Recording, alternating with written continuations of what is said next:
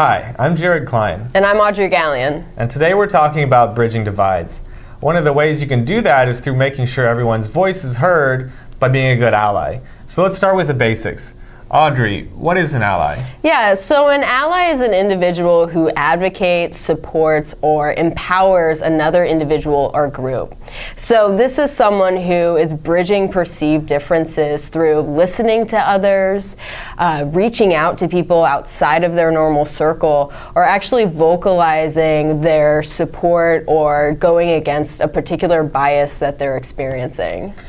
Being an ally can be as simple as stopping an inappropriate joke or seeking out the opinion of a quiet person at a meeting. But remember, you cannot be an ally without action. Yeah, that's right. That's a really good point. Being an ally isn't just about being nice to other people. What you're doing is creating an environment where this individual can be heard, and when they're usually not. Right? And so you're creating an opportunity to turn perceived barriers into connection points. No matter who you are or what your background is, we all need allies. Yeah. So in any given moment, we rely on allies to make our personal world better, sometimes without even realizing it. Of course, who needs an ally shifts depending upon the context. In my own case, I lived in China for 3 years, and as a white guy, I was almost always an outsider. Mm-hmm. I spoke enough of the language to know when people were talking about me, and it always made me feel more welcome when I heard people refer to me as "外国朋友," which means foreign friend, rather than the more common and impolite slang term, 老外. This experience stayed with me, and it made me realize the importance of allies. Yeah, and that's a great example because really what it's showcasing is that being an ally is a choice, right? These individuals took that extra step to bring you in and say a simple phrase that made you feel included. And we always say at Catalyst that inclusion is a choice, and we just have to make that extra step to choose to do it. Exactly. So how do allies bridge divides? Allyship has a snowball effect. When someone models inclusive behavior, more likely than not, people are going to follow suit. They're going to be inspired.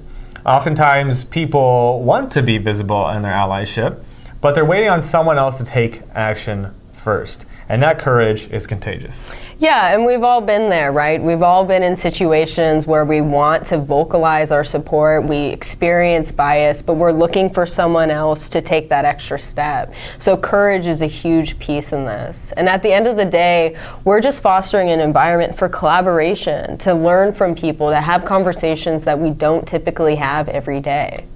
That's an important part in building a more just and inclusive community, workplace, and school. So can you share an example from your own life of the importance of allyship? Yeah, sure. I'll share an example from my experience in the workplace particularly. So I'm part of the LGBT community, and there's some interesting research. It's called the 10-to-1 ratio. So for an individual to feel safe to come out of the closet, they're looking for 10 positive signs from their environment.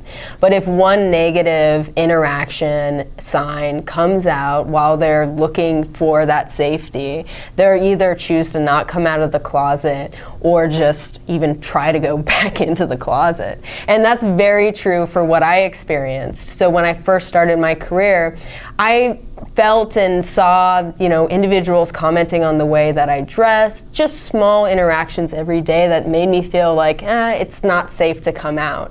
And it actually took me moving across the country, putting myself in a new work environment and getting those 10 visible signs for me to feel safe to come out. That is a long way to come for allies, but I'm glad you found us. Me too. So let's begin. There is a world of resources on allyship, but we're going to start with small and powerful skills, making connections across difference and interrupting bias without shaming. Let's jump in.